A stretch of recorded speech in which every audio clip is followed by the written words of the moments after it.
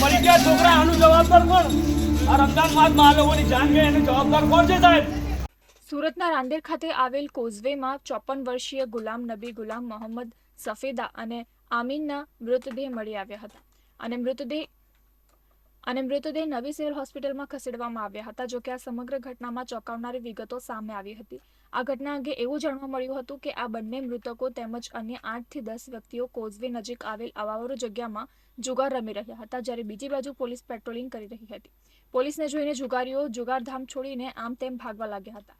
દોડધામ દરમિયાન આ બંને યુવકો પાડી પરથી તાપી નદીમાં કૂદી ગયા હતા અને નદીમાં ભરતી આવી જતા બંને યુવકો ઊંડા પાણીમાં ગરકાવ થઈ ગયા હતા અને મોતને ભેટ્યા હતા. ફાયર વિભાગની ટીમ ઘટના સ્થળે પહોંચી અને મૃતદેહને બહાર કાઢી લેવામાં આવ્યા હતા. આ સિવાય મરણ જનાર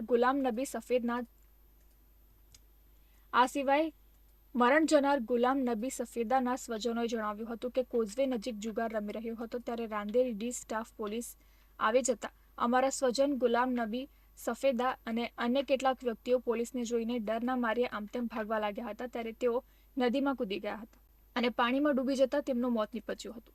ત્યારે આ બંને ડૂબી રહ્યા હતા ત્યારે પોલીસ ત્યાં હાજર જ હતી.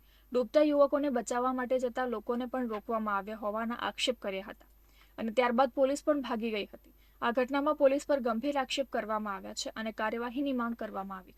એ ચાલે છે એમડી ના બહુ મોટા મોટા ડ્રગ્સ ના એ ચાલે છે, પોલીસ વાળા નથી લાગતા, એ બહુ મોટા ગુનેગાર છે, બહુ મોટા એ ચાલે છે, કાંડ ચાલે છે, દારૂઓનો જુગારોનો એ નશાઓની પ્રવૃત્તિ ચાલે. સાહેબ જુગાર બહુ નાની વસ્તુ છે. એ નાની વસ્તુમાં જુગારમાં 2 માણસની જાન ચાલી જાય ને પછી ડિસ્ટર્બ છોડીને નાહી જાય, એ બહુ દુઃખભરી વાત છે કે ભાઈ પોલીસની હાજરીમાં આવું થઈ ગયું ને પછી પોલીસ ત્યાંથી ચાલી ગઈ સાહેબ. બીજી તરફ આ અંગે રાંદેર પોલીસ સ્ટેશનના પીઆઈ ચૌધરીએ જણાવ્યું હતું કે કોઝવે પાસે અવાવરૂ જગ્યા છે જ્યાં અમારી ટીમ પેટ્રોલિંગ કરવા માટે ગઈ હતી. જોકે જુગારીઓ પોલીસને જોઈને તેઓને પકડવા આવી હોય તેવું સમજીને આમ તેમ ભાગવા લાગ્યા હતા. ત્યારે આ 2 લોકો તાપી નદીમાં કૂદી ગયા હતા. દરમિયાન અચાનક જ ભરતી આવી જવાના કારણે બંને ડૂબી ગયા હતા. પોલીસ દ્વારા જ ફાયર બ્રિગેડને પણ જાણ કરવામાં આવી હતી. ત્યારબાદ સિવિલ હોસ્પિટલ ખસેડવામાં આવે ત્યાં સુધીમાં 2ના મોત થઈ ગયા હતા.